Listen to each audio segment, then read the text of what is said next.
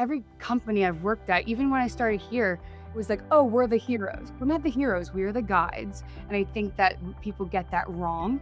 So, how can we implement that at the base level? So, a technical person or a person in content marketing or a person in like the creative area can understand that and can feel themselves to want to, go on that journey with us and, optimize.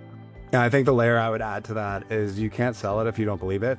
If it sounds like bullshit to us, it's going to sound like bullshit to everyone else. And so I often get in debates with our senior marketing leadership about what that filter is and where we draw the line as far as the way we speak. And I think that Julianne and I and others on our team have spent a lot of time and energy just trying to teach people how to speak to others like they're human beings and not just people they're selling to. And it's easier said than done sometimes, because I think people can go back to their old habits very quickly. Hello and welcome back to Best Story Wins. I'm your host, Josh, and I'm here with my co-host, Ross. And today our guests are Julianne and Dan of Optimizely. Hey guys, thanks for joining us today. How you doing? Thanks for having us. Great. Excited to be here. For our listeners, would you both mind sharing a bit about what you do at Optimizely and who you are? And can you give a little backstory on how you landed in your current roles? And maybe let's start with you, Julianne. So, Julianne, I work in content. So, I like to say I'm the head of our content strategy here. I actually started about 11 months ago at Optimizely, but I came in as product marketing. My history has been working, I started in sales and then worked my way into demand generation as well as product marketing, and found this role because the person head of content left and I told my CMO that I wanted this role. And storytelling has always been something like I'm so passionate about. Um, and currently working on building an editorial engine, kind of like a Wall Street Journal, instead of just regular content marketing and content calendars.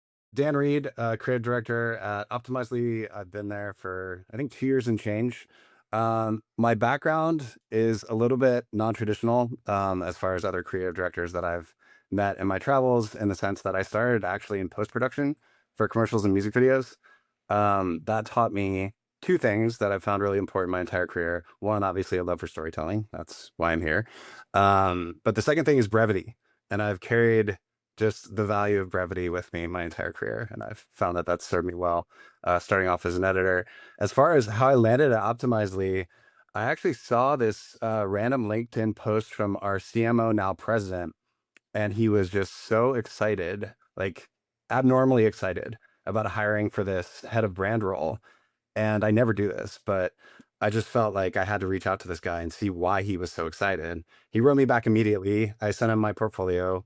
We just kind of didn't stop talking. And then without really intending to, I just landed at Optimizely. So it's been a fun ride. So I'm curious, you both mentioned kind of brand storytelling in your responses there and have an excitement for that. It feels like we're at an interesting point where a lot of people are kind of seems like trying to replace that idea with just this performance marketing data AI combo of like we can just throw a bunch of shit at the wall and test it and see what works. I'd love to hear kind of your take on why that more, manual approach to brand storytelling is still important and still relevant. I think it's, a big mistake. I think people are currently working like towards it. We forget that there's a person on the other end. I mean, we all got into marketing, or I know why I got into marketing, right? To tell a story, to make somebody feel something. And I think that we're completely forgetting that by feeding the machine, right? Like, the calendars became the creative directors and the volume became like a definition of good. And then the strategy that started serving the machine was like, turn the other way around. So I think that, work passes through people like water on like through a screen, and technically like you're not being present anymore for understanding why people are buying. And I feel that's what, the AI slop is completely turning into. I mean, visual storytelling has been around for at least 50,000 years. I don't think it's going anywhere anytime soon. And I don't really want to be in a world that doesn't value storytelling. I think that's extraordinarily boring to me. Um, and as much as like I've found AI useful for a number of things, including our own products, but I still use this when I'm coming up with stories because that's part of why I got into this to begin with, is the challenge of coming up with those stories and solving those problems. One of my things right now is I don't like when people kind of latch on to the current theme and they don't unpack it. And like right now, the big theme in our world is taste, right? Like everyone's talking about taste in the age of AI. And to your point, Dan, like visual storytelling has been around for thousands of years, but in Q4 of last year, I remember it was like we rediscovered that term, that idea. And everybody was talking about on LinkedIn storytelling, right? But very few people were talking about what it is. And so I'm just curious to hear from you all. How would you define it? And what are some of the things that you're seeing folks do right now that represent basically the antithesis of storytelling? When you mention taste, it's something that's like very like top of mind for me, right? Like you could have agents understand like research and briefs, etc. But that judgment and the taste and the relationship with like creative and strategic works, like that really requires the understanding of another person, like of humans. And I feel like that's a big friction point. And I think taste lies in all different areas across where Dan and I sit, right? Like where can you bring that in? And then also who's deciding it, I think is pretty a big area that people are really under investing in, right? That get as much out as humanly possible, but not understanding the person reading it on the other end.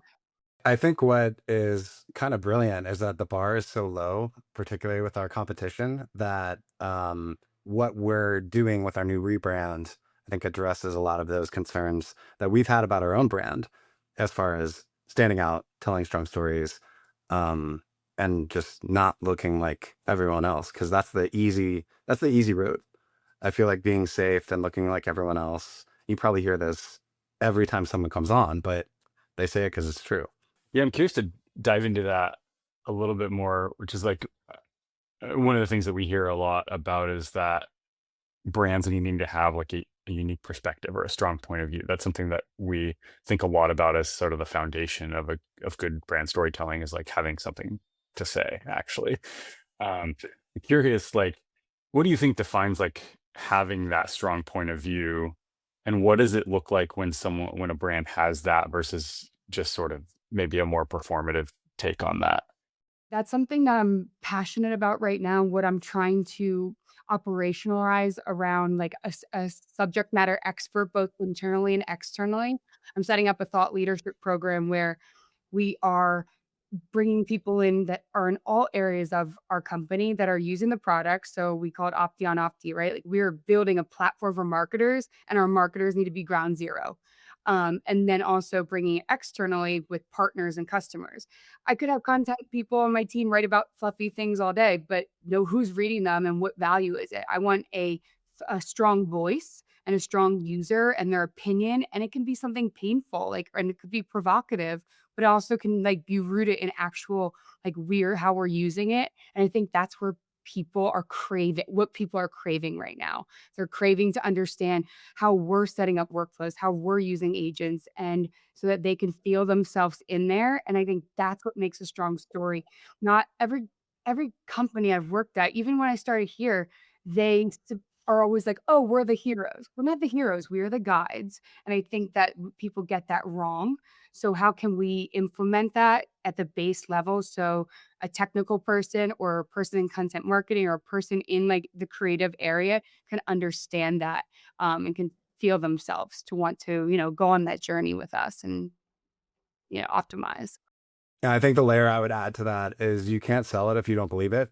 So if it sounds like bullshit to us, it's going to sound like bullshit to everyone else. And so I often get in debates with our senior marketing leadership about what that, what that filter is and where we draw the line as far as the way we speak. And I think that Julianne and I, and others on our team have spent a lot of time and energy just trying to teach people how to speak to others like they're human beings and not just people they're selling to. And it's easier said than done sometimes, because I think people can go back to their old habits very quickly. But I think we're tipping away. I think we're making progress. That's a really cool perspective. Yeah. I think, yeah, it kind of goes back to the previous response that you had about just using AI and this sort of stuff to generate slop. It's like actually having a respect for who that person is on the other end, realizing that they don't want to look at bullshit the same way you don't want to look at bullshit. And like, Going back to just like the idea of being genuine, like I can say with zero bullshit that our company actually does care deeply about their customers. So we should be speaking to them that way as well. I love that. Besides Optimizely, obviously, who else do you all look to as good reference points or examples of how to do this well? Is it a brand in particular, a basket of brands, or is there maybe a particular industry that you look at as a source of inspiration? How do you relate to that?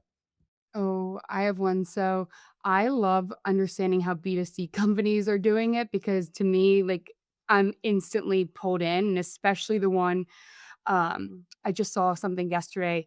Gap is doing a really cool thing right now where they're bringing community stories and what they're doing is it's a community series that's celebrating creators within the Gap community. So Molly Baz, she's a food she writes like magazines or she worked at Epicurious, I think. But right now she's doing cookbooks, right? Like, and it's like a master class in like getting out of your own way.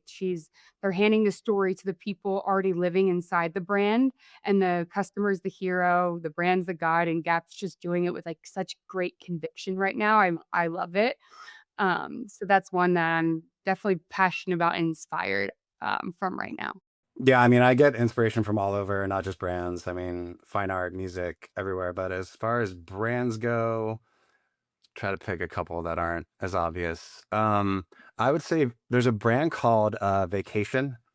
What's the line that they're owning? Oh, they're the world's best smelling sunscreen. But as far as their brand is concerned, they're like so deeply entrenched in this like 80s motif that you almost believe that it's an ad like being transmitted from the past. But they are fully committed to the bit, and it actually works, I think, from every angle. So I like them. I'm also like I'm not ashamed that I'm an Oatly fanboy circa like 5-10 years ago. Like the stuff they were doing was so good. Their creative team, I think, was called the Department of Mind Control, which is just brilliant. That's like, don't even try to hide it.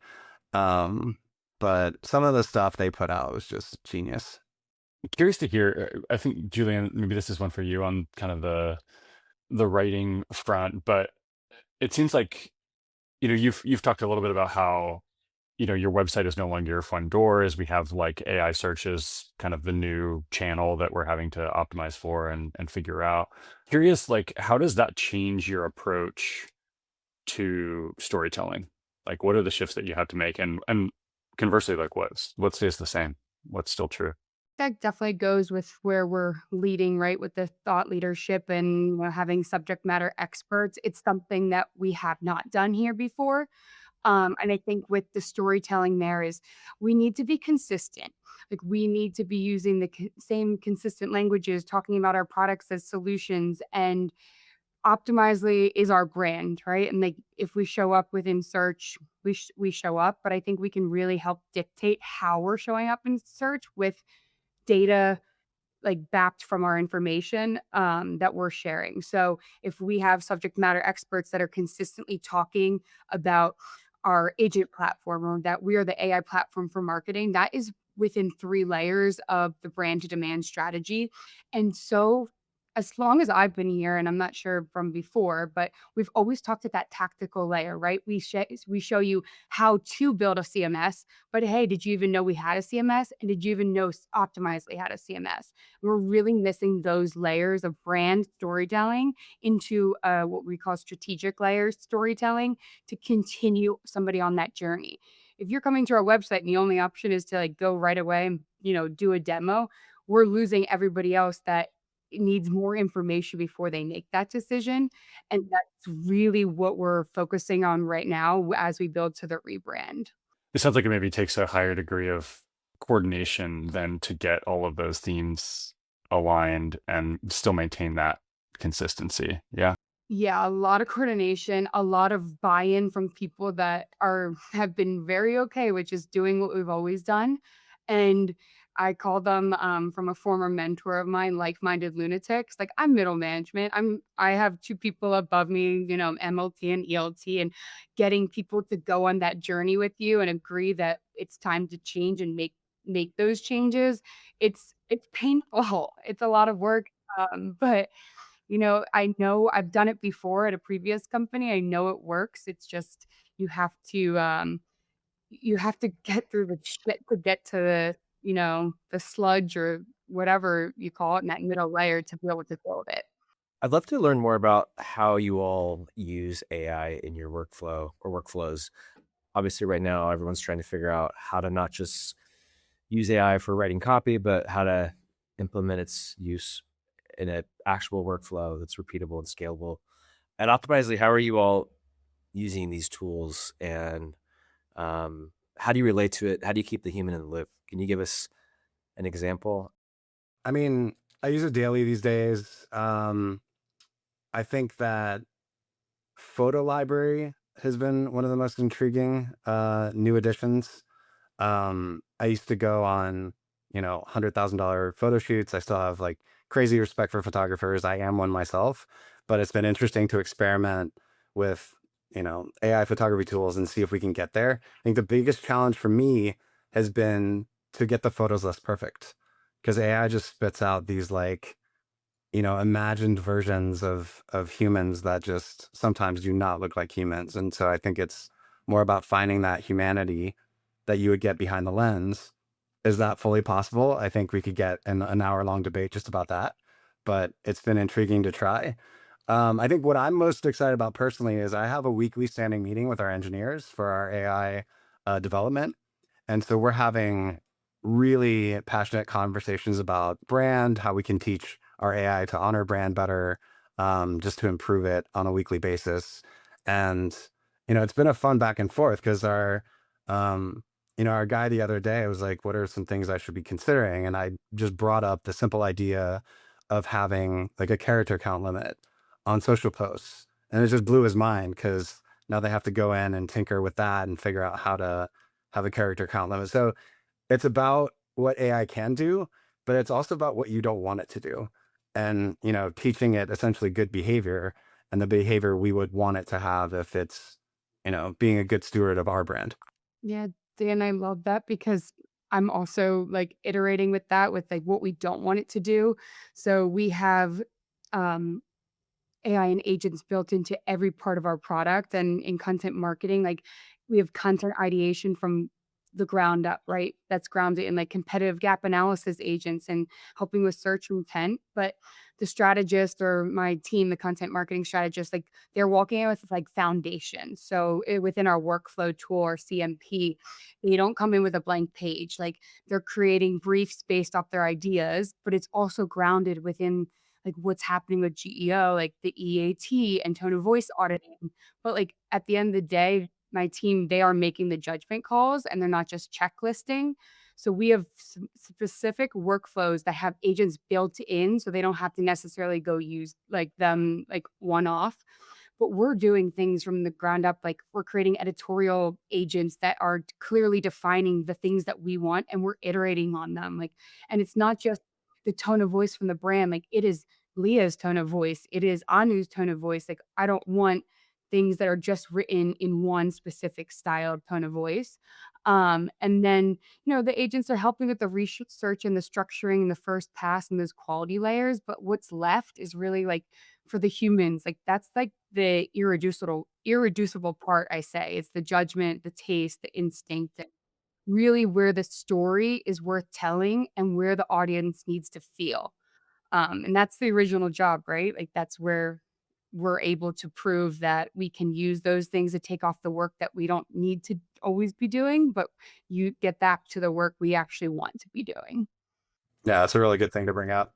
I love how you both are talking about kind of this nuance in that, which is, I think, oftentimes we we lack that when we talk about like it's either AI slop or it's the old way, it's the old manual way. And like the reality is like these tools are incredibly powerful. We are all using them in one way or another, but like the degree to which we actually train and encode our brand into those things can create wildly different outputs, you know, and wildly different workflows and all that stuff. So I think it's cool to maybe further the conversation in that direction of like, um, I'm curious how maybe are there ways maybe from the design perspective, Dan, that's like shifted how you approach ideation? Like you talked about a couple of the production use cases, but like, are you using that to generate ideas from the ground, or are you more using it as once those ideas are established, like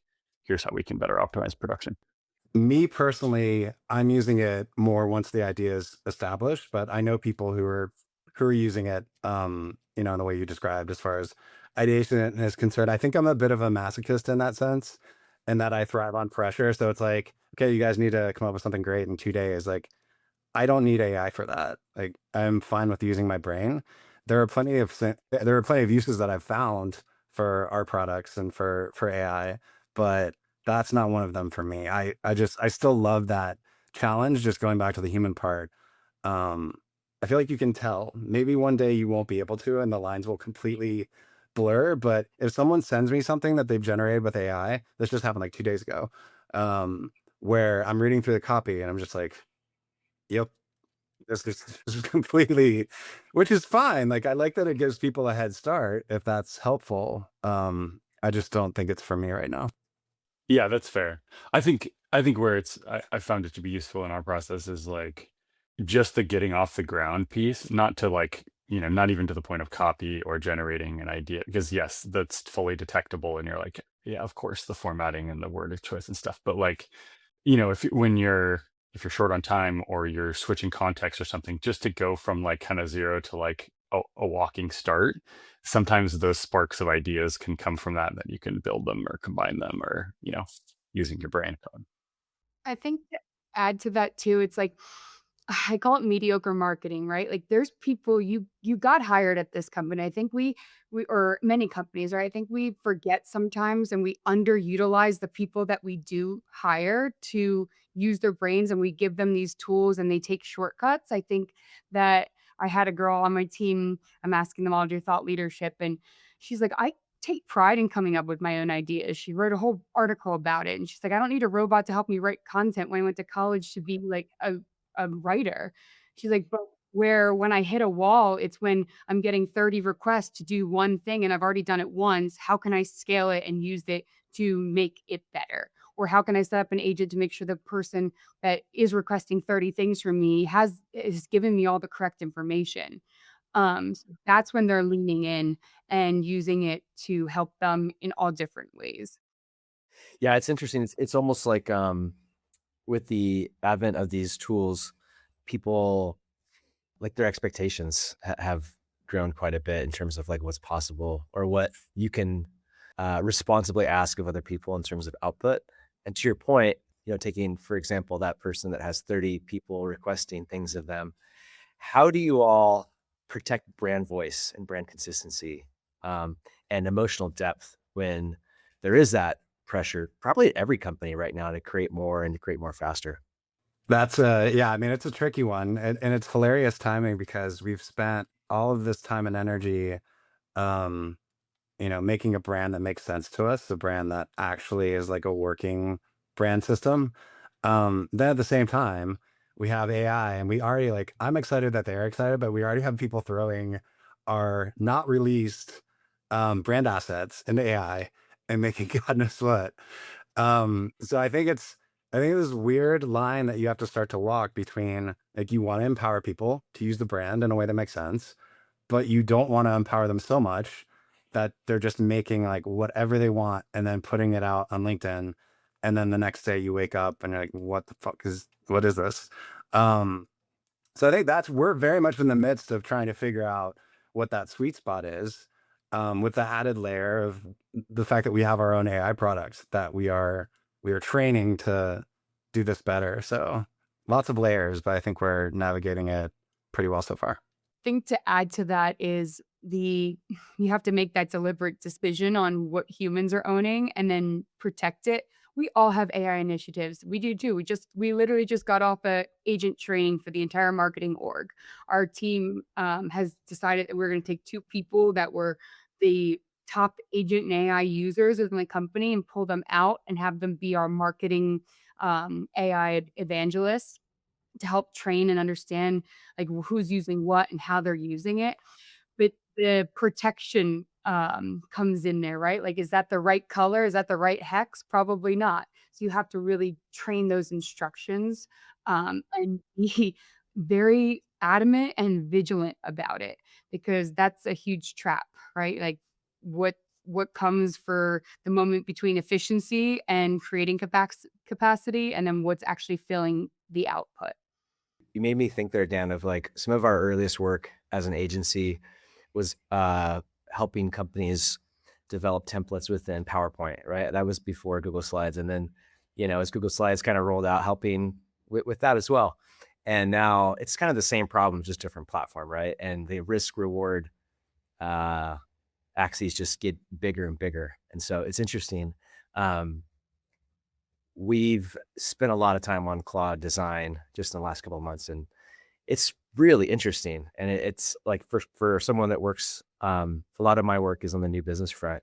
And so it's been really fun to see what I can do as a one person kind of mini pitch team in some cases. But also I've realized like I've been really close to shipping some bad stuff just because I don't have the same perspective that maybe our creative director will when it comes to fine tuning things from a visual creative direction perspective. I'm more on the verbal front. So it'll be interesting to see like how people continue to use these tools and not get ahead of their skis. Because if you're not careful, like from the naked eye or the untrained eye, it can seem like you got something that's perfect, but it's typically a couple of degrees off. But the fact that you know that makes you wise. I got a couple gray hairs.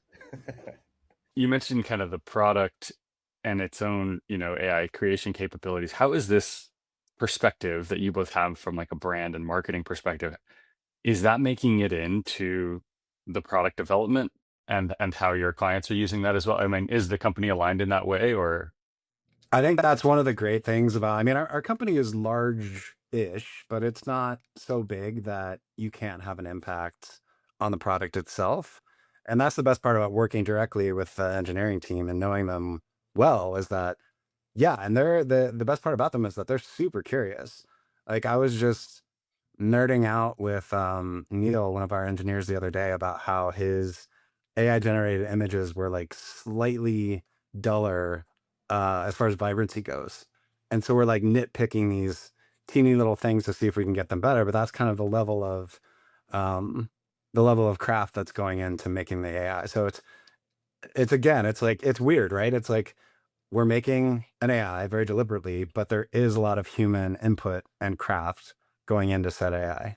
I think I can add to that too. I think like we are drinking our own champagne and we're the ones testing it in, the actual cave before it's ever even being sent out. So we're feeling all of that and informing whether it's the product manager channel. I'm talking to the VP of our agent platform for product like in 20 minutes, constantly telling them what's working, what's not. Because when you're your own customer, you're finding the exact distance between how you're narrating and also how you're using it. And we're informing them in real time.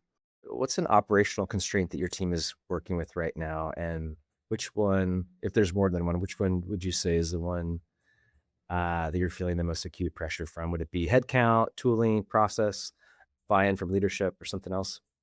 Now, I don't know about you, Julianne, but for us, it's keeping up with volume, which we're addressing in a number of ways simultaneously. That is, I mean, that's been a thing for as long as I've been doing this. So I do think that AI is going to help somewhat with that, but there's still jobs that you need humans for, in my opinion. And that is not going to change anytime soon. I would also say determining the best tool for the job specifically for creatives. If it's something that we can't do currently, within our own tool, just finding out, like, I mean, there's new tools coming out every week. And so just determining, is it Weavy? Is it Weavy and VO3? Is it Optimizely combined with something else? So it's just, I think navigating that has been its own adventure as well.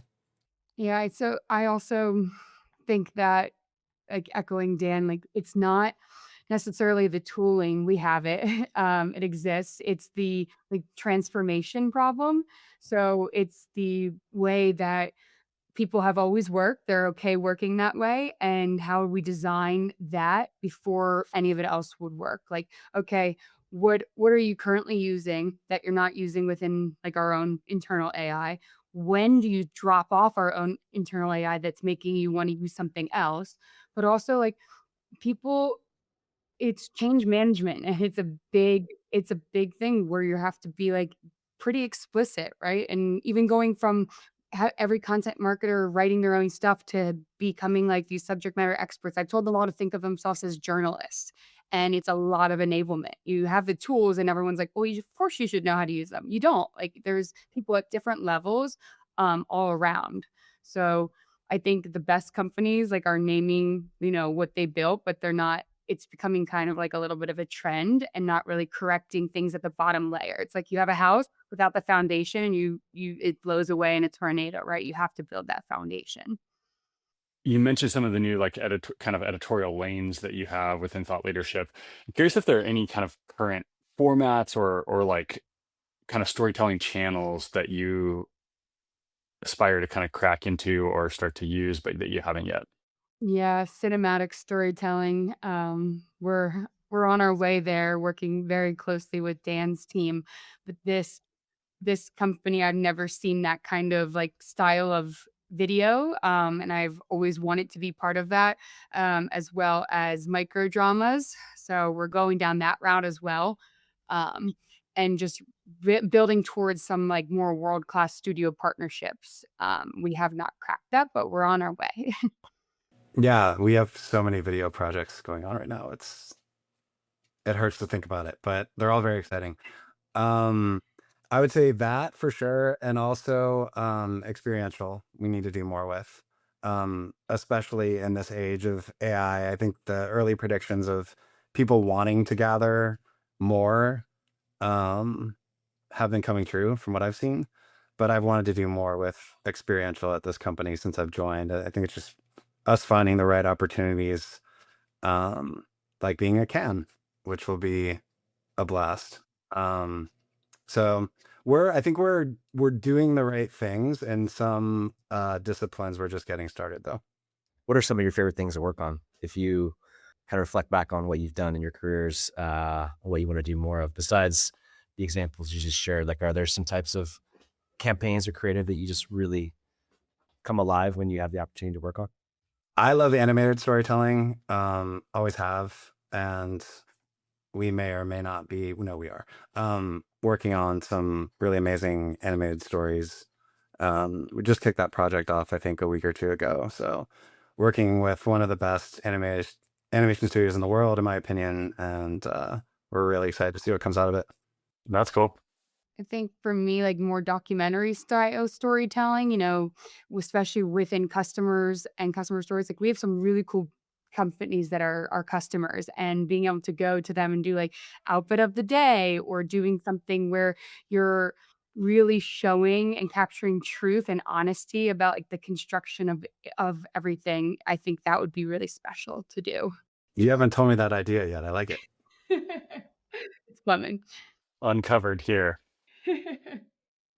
Obviously, everyone has, as I touched on kind of at the top of this interview, we talked about storytelling and how everyone kind of has a take on it. What's a piece of storytelling advice that you have like held close to? Bonus points if it's something that is counterintuitive or maybe something that people wouldn't agree with. I had a CMO, a former CMO. I had asked him one time, if you wanted to give one message to the creative team, what would it be? And he thought for like maybe 2 seconds. And his response was, make me uncomfortable. And I was so surprised at how those 3 words just set the creative team off on a totally different path. And then it was a challenge. It was like, okay, we have to make Jason uncomfortable now. And I think the work that came out of it was better than anything that would have come out of him just saying, I don't know, make me something cool. But I just love looking through that lens of how far can we push this before you break. And we have done this with our leadership where they're like, I don't know, I think we need to ease off a little bit. And to be clear, they've been amazing as far as how supportive they've been of our ideas. But I think that's just kind of an ongoing challenge of what can we do to push them over that edge. One piece of advice that I give to all creatives is to take an improv class. And I think that like a lot of times creatives can be introverted by nature, which is great. But if you want to develop that skill, I think improv teaching you to think on your feet and to, just for lack of a better word, improvise, I think is such a great life skill to have. And it gets them out of their shell a little bit. Yeah, speaking of uncomfortable, for sure. Oh yeah. Yeah, absolutely. Oh, that's funny, Dan, because every time we're on a call and we're talking to an agency or something, Dan's like, I need you to like, push the limits, go out of the box. So now I understand where that comes from. I mean, I was doing that anyway. I think Jason just gave me more permission. So Yeah, and I think too here at Optimizely, we have that permission. We like our president, he's always like, hey, like let's push the envelope. And if you guys are willing to, stand on it and give me a plan, like I'll bring it to the board. So I think we have that permission here, which I did not at my old company. And I will always push the envelope. I will always ask. But I think that whole get comfortable with being uncomfortable, I don't think enough companies are provocative enough. And I think that's important, right? It's being provocative and it's willing to tell your audience like the truth they already know, but haven't really heard anyone say it out loud yet. It's cool to have that kind of support from the top for that kind of experimentation. that's not always the case, as I'm sure you're aware, but it is pretty great that we have it from our leadership team. Is that Shafkat? It's Joff, it's our CEO. I mean, it's, they've been very supportive, which is great. We used to work with them when he was at NewsCred back in the day before they. Oh, is that right? Oh, funny. Yeah. I'm curious, like how all that translates. Like if we project into the future, like if you look a year out, what does that look like for kind of the evolution of Optimize's brand story? And what would you be excited about looking back on and feeling like we got that right? If you, what would you be proud of a year into the future? People understanding what we do, Julianne. Yeah. I think that would be a solid one. No, I usually admire the brands where you can't figure out whether they're going to zig or zag, and people are always trying to chase their tail. And if we can be that brand for our space or beyond our space, then I would be thrilled. And also just people having some sort of brand recall, like, oh, Optimizely, they did that cool thing last year, or whatever the case. So I think that's something that's been missing as far as our brand goes, and I think we can get there, and I'll be thrilled if we do. Yeah, I definitely echo what you said first, like people understanding what we do as a whole and not just at a solution or product level. We have so many products that are working together. And I know brands that show up, they really show up. So do we have a point of view? Is our point of view being told, like, are people coming to us to understand how AI is working within marketing? Do we say things we believe in? Are we or just the version that's going to make anyone uncomfortable? And like I really think that is where we gain like the credibility and people see us as a categorical source for information and not just, oh, they sell this, they sell that. Obviously, right now we're recording in May of 2026. There's a lot of change taking place, a lot of innovations taking place. We're all, I think, probably feeling pressure, especially if you spend time on LinkedIn and you come across a lot of thought leadership, to form opinions and perspectives on things that are either new or things are rapidly evolving.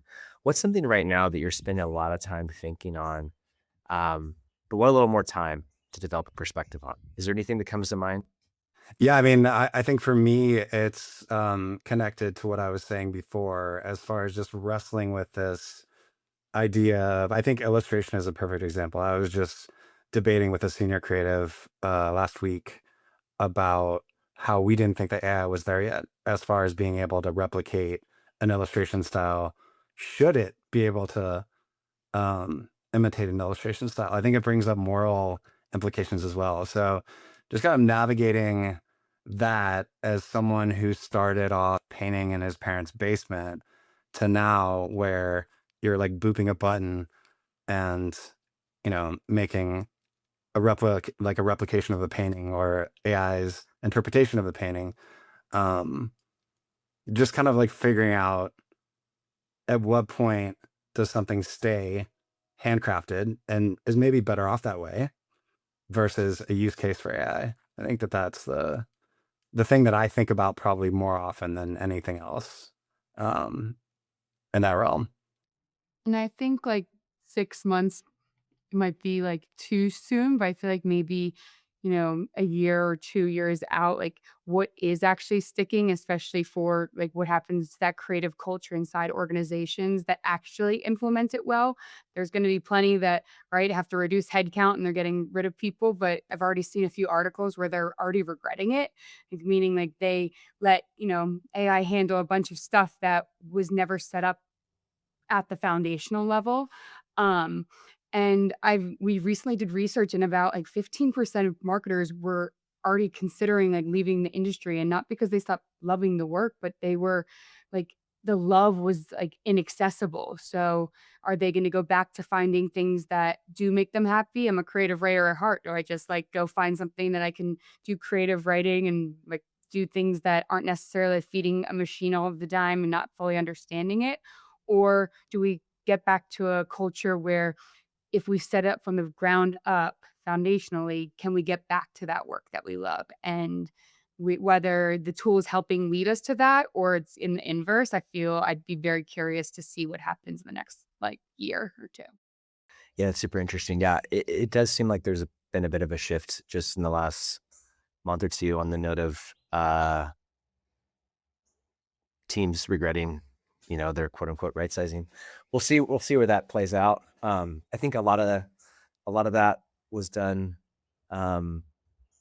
due to, some overhiring a couple years ago and AI providing a little bit of air cover to make some calls. But yeah, I think it'll be interesting to see how that plays out. I'm pretty optimistic. I think we have enough time behind us now to see that this technology is really useful and in the right hands can be a force multiplier, but it's not quite yet at a place where full marketing teams can be replaced by just a license and some tokens. But we shall see. I could be wrong. Maybe in 6 months from now, I will be proven completely wrong. But Julianne, Dan, it's been awesome having you guys on. We're almost at time. For people that want to learn more about you guys and maybe reach out, where's the best place to find you online? LinkedIn. You can't find me online. No, I'm kidding. Probably the LinkedIn's would be the best spot for me as well. Yeah, it's great having you. Yeah. All right. Have a good rest of your day. Thank you.